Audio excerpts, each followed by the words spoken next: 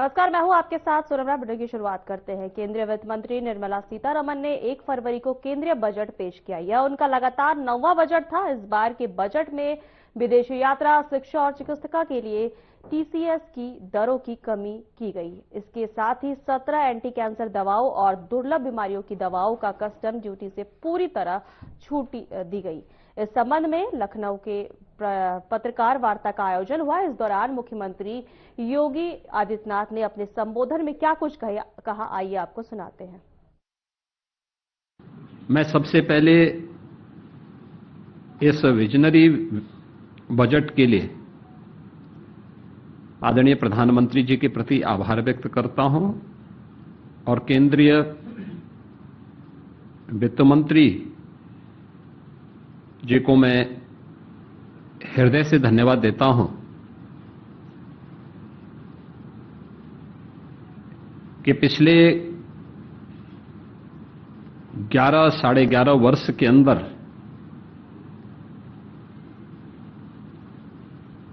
हमने आदरणीय प्रधानमंत्री जी के नेतृत्व में जो यात्रा तय की है, उसकी बदौलत जो नीतियां तय हुई, योजनाएं केवल कागजों तक सीमित नहीं होंगी बल्कि जमीनी धरातल पर उसका इंपैक्ट होगा। आज उसी का परिणाम है कि 11 वर्ष में 25 करोड़ से अधिक की आबादी गरीबी रेखा से उबर करके आत्मगौरव के साथ भारत की प्रगति में अपना योगदान दे रहे हैं। परिणाम है कि अब भारत दुनिया की तीसरी बड़ी अर्थव्यवस्था के रूप में तेजी के साथ अग्रसर हुई है। यह हर भारतीय के लिए गौरव की बात है। जब नीति स्पष्ट होती है, नियत साफ होती है, तो उसके परिणाम इसी रूप में सामने आते हैं कि तीसरी बड़ी अर्थव्यवस्था के रूप में भारत आज दुनिया में तेजी के साथ आगे बढ़ा है। पिछले 11 वर्ष में हम सब ने इस बारे में देखा है कि प्रधानमंत्री जी का हर भारतवासी के प्रति सदैव यह आग्रह रहा है कि हमें नेशन फर्स्ट के भाव के साथ काम करना चाहिए और उसमें केवल अपने अधिकार की ही हम बात न करें बल्कि अपने कर्तव्यों की भी हम बात करें। याद करें, जब 2015 में प्रधानमंत्री जी ने 26 नवंबर की तिथि को संविधान दिवस के रूप में घोषणा था, तो उन्होंने देश भर में इस बात की चर्चा का आह्वान किया था कि हम मौलिक अधिकारों की बात तो करते हैं लेकिन अपने मूल कर्तव्यों की चर्चा नहीं करते। विधायिका के साथ साथ अन्य मंचों पर हर नागरिक के कर्तव्य क्या हैं के प्रति, समाज के प्रति। और ये पहला बजट है जो कर्तव्य भवन से बन करके सामने आया है। हर भारतीय को अपने कर्तव्यों का एहसास कराने के लिए भी यह बजट आग्रह कर रहा है, जिसमें राष्ट्र के प्रति कर्तव्य बोध और भविष्य की जिम्मेदारी में हम सबके सामने दिखाई देती है। युवा शक्ति संचालित, गरीब वंचित केंद्रित विकास और समान रूप से पूरे देश के अंदर एक समावेशी विकास को ध्यान में रख करके वर्ष 2026-27 का यह बजट कल वित्त मंत्री जी ने देश की संसद में प्रस्तुत किया है। बजट में जो चीज हमें देखने को मिली है कि रिफॉर्म, ग्रोथ और फिस्कल डिसिप्लिन, यह बहुत स्पष्ट रूप से हमें देखने को मिला है। यानी तीनों एक सूत्र में पिरो करके हम आज एक मजबूत भारत के निर्माण की दिशा में आने वाली पीढ़ी को जोड़ करके आगे बढ़ सकें, इसके लिए यह बजट एक सुदृढ़ नींव के रूप में काम करेगा। कल प्रस्तुत संसद में प्रस्तुत बजट इसका प्रतीक है। बजट में हर नागरिक जो अपने कर्तव्य के बारे में मैंने कहा ना कि मूल कर्तव्यों के बारे में हमने अक्सर चर्चा सुनी है। बजट के माध्यम से 3 की ओर ध्यान आकर्षित किया गया है और इसमें जो महत्वपूर्ण पक्ष इसके माध्यम से हम सबके सामने आए हैं, देखने को मिले हैं कि उन सब पे भी हम लोग आगे बढ़े हैं। बजट में किसान, युवा, महिला और गरीब, इन सभी पक्षों को, इन सबकी आकांक्षाओं को ध्यान में रख करके यह बजट प्रस्तुत हुआ है। स्वाभाविक रूप से इस बजट के माध्यम से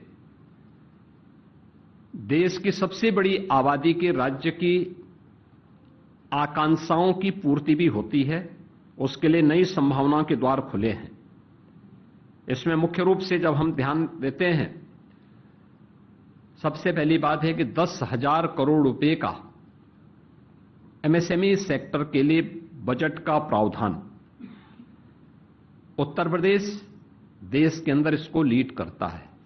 देश का सबसे बड़ा एमएसएमई बेस यूपी के पास है। 96 लाख एमएसएमई यूनिट यूपी के पास हैं। 3 करोड़ जो हमारी आबादी है, इस एमएसएमई के माध्यम से आर्थिक स्वावलंबन के पथ पर अग्रसर होती है। ये 10,000 करोड़ रुपए का जो एक फंड है, हमें एमएसएमई सेक्टर में, जिसको हमने ओडीओपी के रूप में, वन डिस्ट्रिक्ट वन प्रोडक्ट के रूप में प्रमोट किया है, जिसको हमने ब्रांडिंग की है, डिजाइनिंग के साथ, पैकेजिंग के साथ, एक्सपोर्ट के साथ जोड़ने का कार्य किया है। हम लोग इस बात को महसूस करते थे कि हमने ये तो किया, इसने हमारे एक्सपोर्ट को बढ़ाया, इसने रोजगार का सृजन किया, अब आगे क्या? ये 10,000 करोड़ हमें इसके अगले भविष्य के लिए, इसको नई तकनीक के साथ जोड़ने के लिए, ट्रेनिंग के प्रोग्राम के साथ जोड़ने के लिए, एक्सपोर्ट के साथ जोड़ने के लिए, पैकेजिंग की नई संभावनाओं को आगे बढ़ाने में यह यूपी जैसे राज्य को मदद करेगा और यूपी सर्वाधिक लाभ इसका ले पाएगा। 12,20,000 करोड़ का इंफ्रास्ट्रक्चर का जो फंड तैयार किया गया है, इसके लिए घोषणा की गई है। स्वाभाविक रूप से इसमें इंफ्रास्ट्रक्चर विकास का है, कनेक्टिविटी का है और भी अन्य सेक्टर को आगे बढ़ाने का, जिनमें 7 रेलवे के नए कॉरिडोर, दिल्ली वाराणसी, वाराणसी सिलीगुड़ी, ये 2 यूपी को प्राप्त हुए हैं। इन 2 नए रेलवे कॉरिडोर का लाभ यूपी की बेहतरीन रेल इंफ्रास्ट्रक्चर को, eastern and western freight corridor, ये दोनों यूपी से होकर के जा रहे हैं, जिसमें हमारा लॉजिस्टिक का सबसे बड़ा हब यूपी के अंदर तैयार हो रहा है। इसका लाभ यूपी को प्राप्त होगा। 20 वाटरवे, जिनमें यूपी के अंदर देश का पहला वाटरवे, इनलैंड वाटरवे वाराणसी से हल्दिया के बीच में प्रारंभ हो चुका है। हमने वाराणसी, प्रयागराज और इसको यमुना जी में भी आगे बढ़ाने के लिए अपने प्रस्ताव तैयार किए हैं। अयोध्या से हल्दिया के बीच में वाटरवे को संचालित करने का प्रस्ताव, ऐसे ही राप्ती नदी, गोमती नदी, इन सब में भी ये संभावनाएं, और मेरा मानना है कि इन वाटरवे का उपयोग हम यहां पर भी कर पाएंगे। एक इस फील्ड में भी हमें एक नया वो मिला है। दूसरा, कार्गो मूवमेंट के लिए इससे हमें बढ़ावा तो प्राप्त होगा ही, लेकिन शिप रिपेयर इकोसिस्टम को तैयार करने के लिए वाराणसी और पटना में 2 विकसित होंगे, तो वाराणसी का लाभ यूपी के इस वाटरवे, इनलैंड वाटरवे की सुविधा को और इस मूवमेंट को आगे बढ़ाने में लागत, जो कार्गो का और ट्रांसपोर्टेशन का जो लागत है उसको कम करने में इसके माध्यम से काफी हद तक मदद मिलेगी। इसके साथ ही जो 7 नए हाई स्पीड रेल कॉरिडोर घोषित हुए हैं, इसके दोनों, इसमें से 2 जो मैंने पहले भी कहा यूपी के अंदर प्राप्त हुए हैं। यूपी को इसके माध्यम से हाई स्पीड रेल कॉरिडोर पर, जिसमें 300 से लेकर 500 किलोमीटर पर आवर रेलवे की स्पीड होगी, इस स्पीड को यूपी में इसका लाभ होगा। इसके अलावा बायो फार्मा सेक्टर में जो यूपी की नई संभावना है, हम सब जानते हैं कि यूपी इस दिशा में नए सिरे से काम प्रारंभ किया है। अभी कल ही यूपी में हमारी फार्मा की एक कॉन्क्लेव भी है, यानी हम इसमें पहले से काम कर रहे हैं। ललितपुर में हम लोग लगभग 1200 एकड़ क्षेत्रफल में एक नया, वहां पे हम लोग बल्क ड्रग पार्क के निर्माण की कार्रवाई को आगे बढ़ाए हैं। गौतम बुद्ध नगर के यमुना अथॉरिटी में हम लोगों ने मेडिकल डिवाइस पार्क की कार्रवाई हमारे काफी एडवांस स्टेज में है, हम उसको आगे बढ़ा चुके हैं। इस पर हमारी कार्रवाई तेजी के साथ आगे बढ़ चुकी है। लेकिन 10,000 करोड़ का जो बायो फार्मा के लिए धनराशि की व्यवस्था की गई है, एक ग्लोबल बायोफार्मा हब बनाने की दिशा में भारत को तो मदद करेगा ही। यूपी जैसे राज्य जिनके पास पूरा होमवर्क है और जिसने इस पर तेजी के साथ अपनी कार्रवाई को आगे बढ़ाया है, और कल ही हमारा यहां पे फार्मा कॉन्क्लेव भी है जिसमें देश भर से इस फील्ड के स्टेक होल्डर लखनऊ में उपस्थित हो रहे हैं।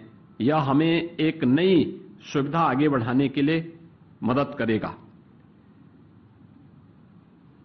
भारत को एक डाटा सेंटर हब के रूप में स्थापित करने की दिशा में जो एक नए कदम बढ़ाने की दिशा में कार्य किए गए हैं, यह एक नई दिशा में हमें आगे बढ़ाएगा। खासतौर पर 22,000 करोड़ रुपए से अधिक के जो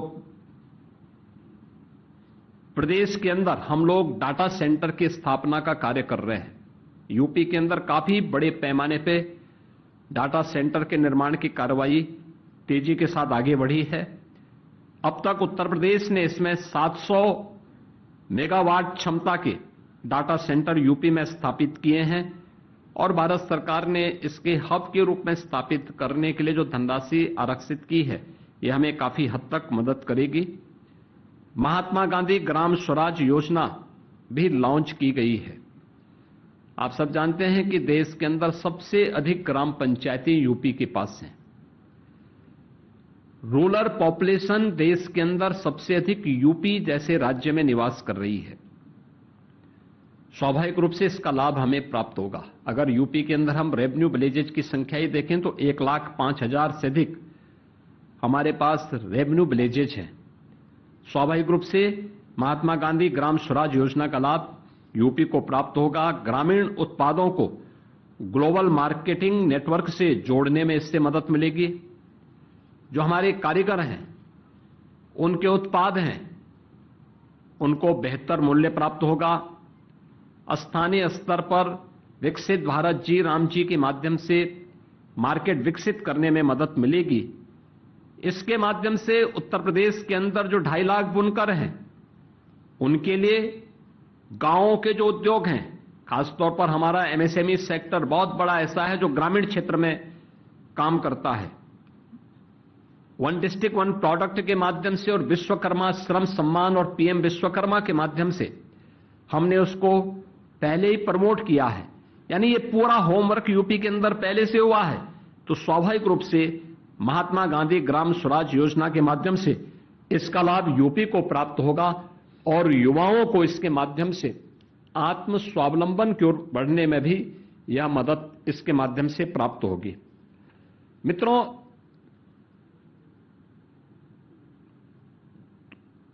इस बजट में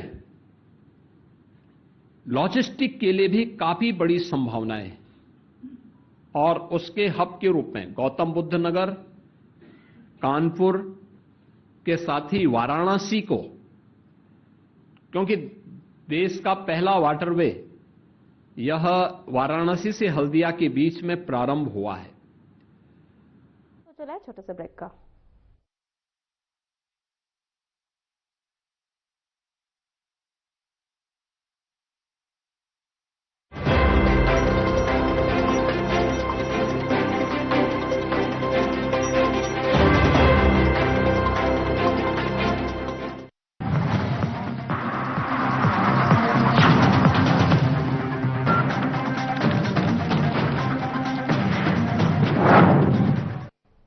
यूपी में ग्रीन मोबिलिटी को नई रफ्तार, निवेश और रोजगार के अवसर अपार। यशस्वी प्रधानमंत्री श्री नरेंद्र मोदी जी की प्रेरणा और माननीय मुख्यमंत्री योगी आदित्यनाथ जी के दृढ़ संकल्पों से उत्तर प्रदेश इलेक्ट्रिक वाहनों के विकास में अग्रणी राज्य बन चुका है। नोएडा और ग्रेटर नोएडा में ऑटो कंपोनेंट और बैटरी इकाइयों के विकास के साथ 2400 सार्वजनिक चार्जिंग स्टेशन स्थापित किए गए, जिसके परिणाम स्वरूप दिसंबर 2025 तक यूपी में लगभग 15 लाख इलेक्ट्रिक वाहन पंजीकृत हुए और वित्त वर्ष 2024-25 में यूपी में इलेक्ट्रिक वाहनों को अपनाने की दर हुई 10%। राजधानी लखनऊ में नया ईवी मैन्युफैक्चरिंग प्लांट शुरू हुआ है, जहां इलेक्ट्रिक बसें और छोटे कमर्शियल वाहन बनाए जाएंगे। आज हरित मार्गों पर 750 से भी ज्यादा ई बसें संचालित होती हैं और उत्तर प्रदेश इलेक्ट्रिक वाहनों के मैन्युफैक्चरिंग के वैश्विक केंद्र के रूप में स्थापित हो रहा है। हरित राहों पर बढ़ता प्रदेश, आत्मनिर्भर उत्तर प्रदेश।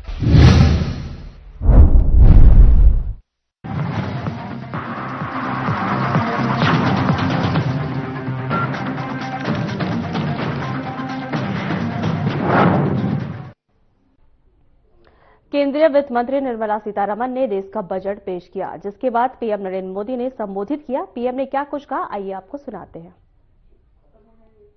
मेरे प्यारे देशवासियों, नमस्कार। आज का बजट ऐतिहासिक है। इसमें देश की नारी शक्ति का सशक्त प्रतिबिंब झलकता है। महिला वित्त मंत्री के रूप में निर्मला जी ने लगातार 9वीं बार देश का बजट प्रस्तुत करके नया रिकॉर्ड बनाया है। ये बजट अपार अवसरों का राजमार्ग है। ये बजट वर्तमान के सपनों को साकार करता है और भारत के उज्जवल भविष्य की नींव को सशक्त करता है। ये बजट 2047 के विकसित भारत की हमारी ऊंची उड़ान का मजबूत आधार है। साथियों, आज भारत जिस रिफॉर्म एक्सप्रेस पर सवार है, नई ऊर्जा, नई गति मिलेगी। जो पाथ ब्रेकिंग रिफॉर्म्स किए गए हैं, वो एस्पिरेशन से भरे हुए भारत के साहसिक, टैलेंटेड युवाओं को उड़ने के लिए खुला आसमान देते हैं। ये बजट ट्रस्ट बेस्ड गवर्नेंस और ह्यूमन सेंट्रिक अर्थरचना के विजन को साकार करता है। एक ऐसा यूनिक बजट है जिसमें फिस्कल डेफिसिट कम करने, इन्फ्लेशन कंट्रोल करने पर फोकस है और इसके साथ ही बजट में हाई कैपेक्स और हाई ग्रोथ का भी समन्वय है। साथियों, ये बजट भारत की वैश्विक भूमिका को नए सिरे से सशक्त करता है। भारत के 140 करोड़ नागरिक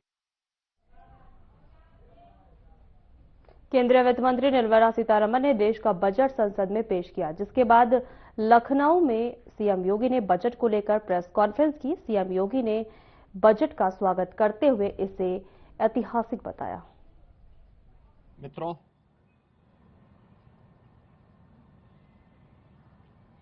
दुनिया का सबसे बड़ा लोकतंत्र भारत ने आज नए भारत का, विकसित भारत की संकल्पना के रोड मैप को लेकर के अपना नया बजट देशवासियों के सामने प्रस्तुत किया है। मैं सबसे पहले देश के यशस्वी प्रधानमंत्री आदरणीय श्री नरेंद्र मोदी जी के प्रति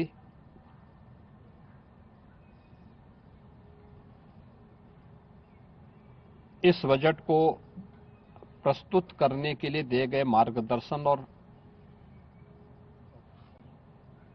उनके निर्णायक नेतृत्व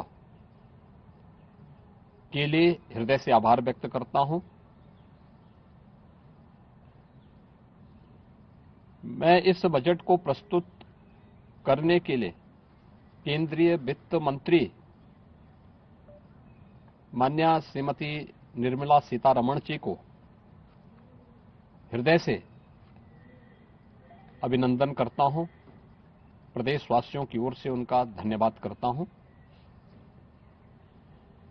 145 करोड़ भारतवासियों के आशा और आकांक्षाओं का प्रतीक यह बजट है, जिसमें नए भारत और विकसित भारत की संकल्पना का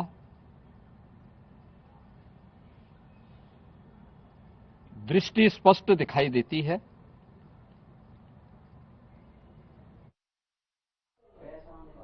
फिलहाल हमारे खास बुलेटिन में इतना ही। नमस्कार।